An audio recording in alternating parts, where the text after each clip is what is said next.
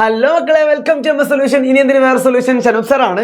എടാ, ഒരുപാട് കുട്ടികൾ ചോദിക്കുന്നുണ്ട് SSLCയിലെ 6ാമത്തെ ചാപ്റ്റർ, ജോഗ്രഫി ഭാഗത്തുള്ള 6ാമത്തെ ചാപ്റ്റർ മാഷി ഒന്ന് ചെയ്തു തരൂ. അതിൽ ഏറ്റവും പ്രധാനപ്പെട്ട ഏരിയകൾ മാത്രം ഉൾപ്പെടുത്തിയിട്ടുണ്ട്. വലിയൊരു ചാപ്റ്റർ ആകാതെ ലെങ്തി വീഡിയോ അല്ലാതെ ക്രിസ്പ് ആയിക്കൊണ്ട് തരും മാഷി എന്ന് ഒരുപാട് പേര് എന്ത് ചെയ്തു, ഞാൻ ചെയ്ത മറ്റു വീഡിയോകളുടെ കമന്റ് ബോക്സിൽ വന്നു. അതിന്റെ അഭ്യർത്ഥന മാനിച്ചുകൊണ്ട് നിങ്ങൾക്ക് എക്സാമിന് വരാൻ പോകുന്ന കാര്യങ്ങൾ മാത്രം ഷോർട്ട് ആക്കിയിട്ട് ഏതാണ് ഇമ്പോർട്ടന്റ് ക്വസ്റ്റ്യൻസ് അത് മാത്രം നിങ്ങൾക്ക് തരുന്നു. ഇതാ പഠിച്ചോ.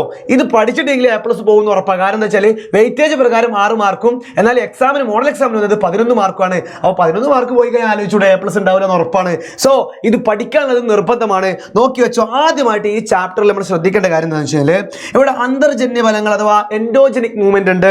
അതിൽ മന്ദചലനങ്ങൾ അഥവാ ഡയാസ്ട്രോഫിക് മൂവ്മെന്റും ദ്രുതചലനങ്ങൾ അഥവാ സഡൻ മൂവ്മെന്റ്സ് ഉണ്ട്. ഇത് നമ്മൾ പ്രധാനമായിട്ടും 2 ഭാഗങ്ങളായിട്ട് എന്ത് ചെയ്യുന്നുണ്ട്, തിരിക്കുന്നുണ്ട്. ഇതിൽ ആദ്യം ഒരു ചോദ്യം വരാൻ സാധ്യതയുള്ളത്, മക്കളെ നോക്കിക്കോ, ഭൂഖണ്ഡ രൂപീകരണ പ്രക്രിയകൾ അഥവാ എപ്പിറോജനിക് പ്രോസസ്സും അതേപോലെ പർവ്വത രൂപീകരണ പ്രക്രിയ അഥവാ ഓറോജനിക് പ്രോസസ്സിനും തമ്മിൽ കമ്പയർ ചെയ്തുകൊണ്ട് ആരും പ്രതീക്ഷിക്കാത്തൊരു സാധനം, 2-4 മാർക്ക് വരാൻ പറ്റിയൊരു സാധനം, അങ്ങനെ ഒരു ചോദ്യം ഞാൻ ഇവിടെ കൊടുത്തു വെച്ചിട്ടുണ്ട്. മക്കളെ നോക്കി വെക്കുക. അപ്പോൾ അതിൽ ഒരുപാട് കാര്യങ്ങൾ എഴുതേണ്ട ആവശ്യമില്ല. വളരെ സിമ്പിൾ ആയിട്ട് നമുക്ക് എന്ത് ചെയ്യാൻ പറ്റും, ഒരു ചെറിയൊരു ബോക്സിൽ പഠിക്കാൻ പറ്റും.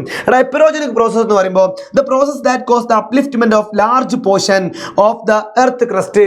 ഒന്നല്ല മക്കളെ, നോക്കിക്കോ, വിശാലമായ ഭൂവൽക്ക ഭാഗം ഉയർന്നു വരുന്ന പ്രക്രിയ വിളിക്കുന്ന പേരാണ് എന്ന് പറയുന്നത് എപ്പിറോജനിക് പ്രോസസ് എന്ന് പറയുന്നത്. ഇത് കാരണം എന്തൊക്കെ പ്രശ്നങ്ങൾ ഉണ്ടാവും നോക്കി വെക്കണം.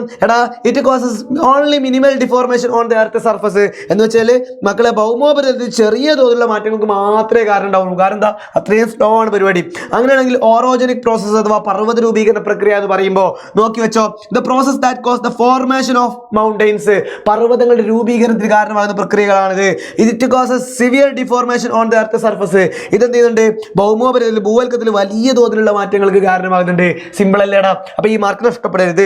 അങ്ങനെയാണെങ്കിൽ മക്കളെ ഏറ്റവും പ്രധാനമായിട്ട് നാളത്തെ എക്സാമിന് ചോദിക്കാൻ സാധ്യതയുള്ള ചോദ്യമാണെന്ന് പറയുന്നത്, what impact volcanic eruption have human life. മക്കളെ ഒന്നുമില്ല, അഗ്നിപർവ്വത സ്ഫോടനങ്ങൾ മനുഷ്യ ജീവിതത്തിൽ എന്തെല്ലാം പ്രത്യാഘാതങ്ങൾ ഉണ്ടാക്കുന്നുണ്ട്. Still people are attracted in volcanic region even though volcanoes are dangerous. മക്കളെ അഗ്നിപർവ്വതങ്ങൾ ഇത്രയും അപകടകാരികളായിട്ട് പോലും എന്തുകൊണ്ടാണ് മനുഷ്യര് ഈ അഗ്നിപർവ്വത മേഖലകളിൽ താമസിക്കുന്നത്, അവിടെ ആകർഷിതരാകുന്നത്? മക്കളെ വളരെ സിമ്പിൾ ആയ ചോദ്യം. സോ ഈ ഒരു 2 ഘട്ടങ്ങളായിട്ടുള്ള ഒരു സാധനമാണ് കഴിഞ്ഞ മോഡൽ എക്സാമിന് എസ്സേ ചോദിച്ചത്. ഇതിൽ ഏതെങ്കിലും ഒന്ന് നമുക്ക് എന്ത് ചെയ്യാം, 4 മാർക്കും ചോദിക്കാം. അങ്ങനെ സാധ്യതയുള്ള ആളാണ് എന്തെന്ന് പറയുന്നത്, ഇയാളെന്ന് പറയുന്നത്. നോക്കി വെച്ചോടാം. അപ്പോൾ വോൾക്കാനിക് എങ്ങനെയാണ് നമ്മൾ അഫക്ട് ചെയ്യുന്നതെന്ന് ചോദിച്ചു കഴിഞ്ഞാൽ they causes loss of lifes and disrupted. ഒന്ന് വെച്ച് കഴിഞ്ഞാൽ ജീവനും സ്വത്തിനും നാശനഷ്ടങ്ങൾ ഉണ്ടാക്കുന്നുണ്ട്. അതേപോലെ human life and economic activities are disrupted എന്ന് വെച്ച് കഴിഞ്ഞാൽ എന്താ, ജനജീവിതവും സാമ്പത്തിക പ്രവർത്തനങ്ങളും താറുമാറാക്കുന്നുണ്ട്.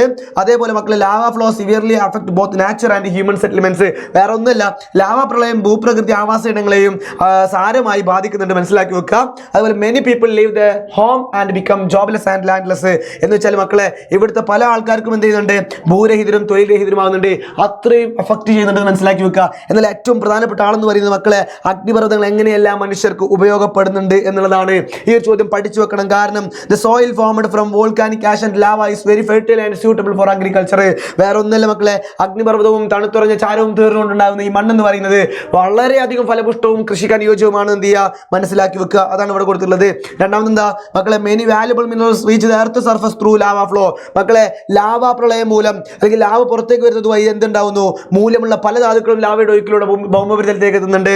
ഓക്കെ, അടുത്തെന്ന് പറയുന്നത് the geothermal energy releases from volcanic region is converted into electricity.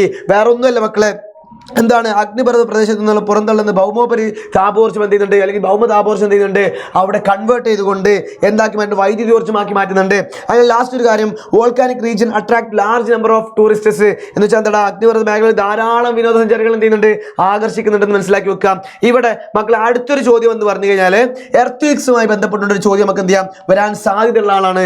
എർത്ത്ക്വേക്സ് എന്ന് പറയുമ്പോൾ earthquakes are sudden movements. What are the causes of earthquakes? മക്കളെ ഭൂകമ്പം എന്ന് പറയുന്നത് ഒരു ദ്രുതചലനമാണ്, പെട്ടെന്ന് നടക്കുന്ന മൂവ്മെന്റ് ആണ്.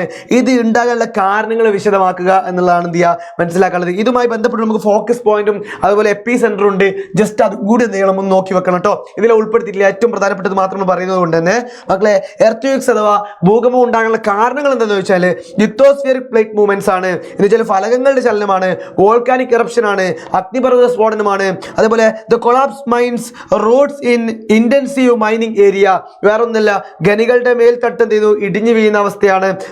ലാസ്റ്റ് പോയിന്റ് എന്താ, പ്രഷർ എക്സ്ട്രാക്റ്റഡ് ബൈ ലാർജ്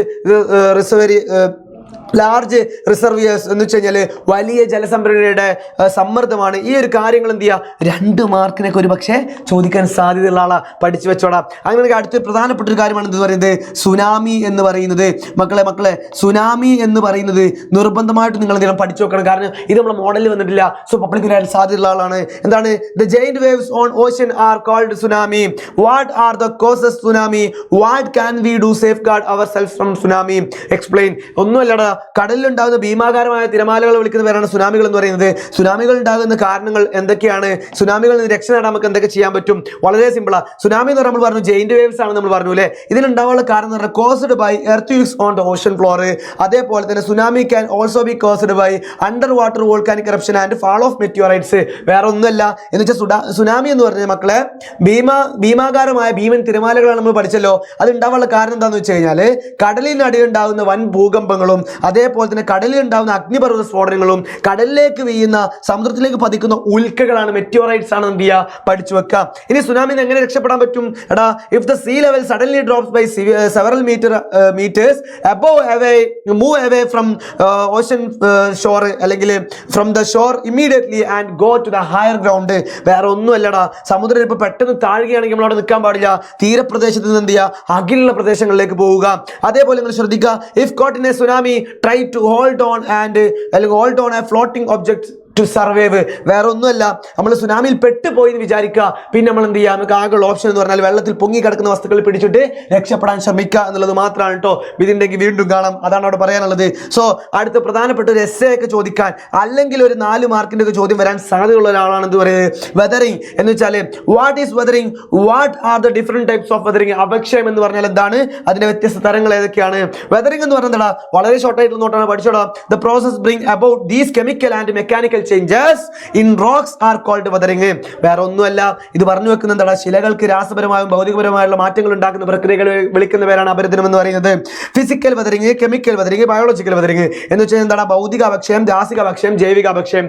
ഇത് നോക്കി വെച്ചോ, പഠിച്ചോ. ഏതെങ്കിലും ചിലപ്പോൾ 4 മാർക്കിനാണെങ്കിൽ രണ്ട് ഘടകങ്ങൾ തന്നുകൊണ്ട് എന്ത് ചെയ്യും, ചോദ്യം തിരിച്ച് ഇൻഡയറക്റ്റ് ആയിട്ട് ചോദിക്കും. അപ്പോൾ ഉത്തരം കിട്ടേണ്ടി വരും. ഫിസിക്കൽ വെതറിങ് അഥവാ ഭൗതിക അപക്ഷയം എന്ന് പറയുമ്പോൾ due to temperature changes rock minerals expand and contract over time leads to the disintegration of rocks.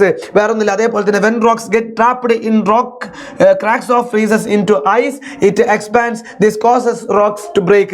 വേറെ ഒന്നുമില്ല മക്കളെ, താപവ്യതിയാനം മൂലം ടെമ്പറേച്ചർ ചേഞ്ചസ് കാരണം എന്ത് ചെയ്യുന്നു, ഇവിടുത്തെ ശിലകൾക്ക് സങ്കോചിക്കുകയും അതേപോലെ തന്നെ വികസിക്കുകയും ചെയ്യുന്നുണ്ട്. എന്നുവെച്ചാൽ കൂടിച്ചേരുകയും അകലുകയും ചെയ്യുന്നു. അത് ക്രമേണ ശിലകൾ പൊടിയുന്നതിന് കാരണമാകുന്നു. എന്നാൽ വെള്ളത്തിന്റെ കേസ് നോക്കുകയാണെങ്കിലോ, ശിലകളിലെ വിള്ളലുകളിലൂടെ ജലം ഊർന്നിറങ്ങുകയും തണുത്തിറങ്ങുകയും അതെന്ത് പിന്നീട് വികസിക്കുകയും ക്രമേണ ശിലകൾ പൊടിയുന്നതിന് കാരണമാവുകയും ചെയ്യുന്നു. നോക്കി വെക്കണം, സെറ്റാണ്. അപ്പൊ അതിന്റെ ഘടകങ്ങൾ എന്ന് പറയുമ്പോൾ ടെമ്പറേച്ചർ അഥവാ താപമാണ്, വാട്ടർ ആണ് അഥവാ ജലമാണ്. കെമിക്കൽ വെതറിങ് അഥവാ രാസികമായ അപക്ഷയം എന്ന് പറയുമ്പോൾ വേറെ ഒന്നുമില്ല, ഓക്സിജനും കാർബൺ ഡൈ ഓക്സൈഡും വാട്ടറും എന്ത് ചെയ്യുന്നുണ്ട്, മിനറൽസുമായിട്ട് റിയാക്ട് ചെയ്തുകൊണ്ട് ഈ പാറ പൊട്ടിപ്പോകുന്നു. അതാണ് മക്കളെ ഇവിടെ പറയുന്നത്. ഓക്സിജനും കാർബൺ ഡൈ ഓക്സൈഡും ജലവും എന്ത് ചെയ്യുന്നു, ശിലകളിലെ ധാതുക്കളുമായി രാസപ്രവർത്തനം, കെമിക്കൽ റിയാക്ഷൻ നടന്നുകൊണ്ട് എന്ത് ചെയ്യുന്നു, ശിലകൾ പൊടിയുന്നതിന് കാരണമാകുന്നു.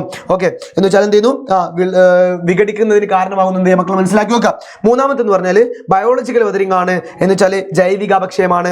ഇതിൽ പറയാനുള്ളത് മക്കളെ, പ്ലാന്റ് റൂട്ട്സ് ഉണ്ട്, അതേപോലെ ആനിമൽസ് ഉണ്ട്. ഇവരൊക്കെ പാടെ കൂടിച്ചേർത്ത് ഈ പാറ പൊടിയുന്നതിന് കാരണമാകുന്നു. അതാണ് എന്ന് പറയുന്നത് ജൈവിക അപക്ഷയം എന്ന് പറയുന്നത്. ഈ ഒരു സാധനം സ്ക്രീൻഷോട്ട് എടുത്ത് പഠിച്ചിട്ട് എന്ത് ചെയ്യാൻ, സെറ്റ് ആക്കി വെക്കാം കേട്ടോ. അപ്പോൾ കൂടുതൽ എക്സ്പ്ലെയിൻ ചെയ്ത് സമയം കളയുന്നില്ല. അവസാനത്തെ ഒരു ടോപ്പിക്കാണ് എന്ന് പറയുന്നത് എസ്സേയോ അല്ലെങ്കിൽ 4 മാർക്കിന്റെ ഒരു ചോദ്യം വരാൻ സാധ്യതയുള്ള ആളാണെന്ന് പറയുന്നത് നമ്മുടെ ഉരുൾപൊട്ടലുമായി ബന്ധപ്പെട്ട ചോദ്യം. നമുക്ക് 3 സെറ്റ് ക്വസ്റ്റ്യൻ പേപ്പർ കണ്ടല്ലോ, പക്ഷെ ആ മോഡലല്ല, അതിൽ ചെറിയൊരു വേരിയേഷൻ വെച്ചുകൊണ്ട് മാഷ് ഉണ്ടാക്കിയ ഒരു ക്വസ്റ്റ്യൻ ആണ്. ഉരുൾപൊട്ടൽ is a type of mass wasting.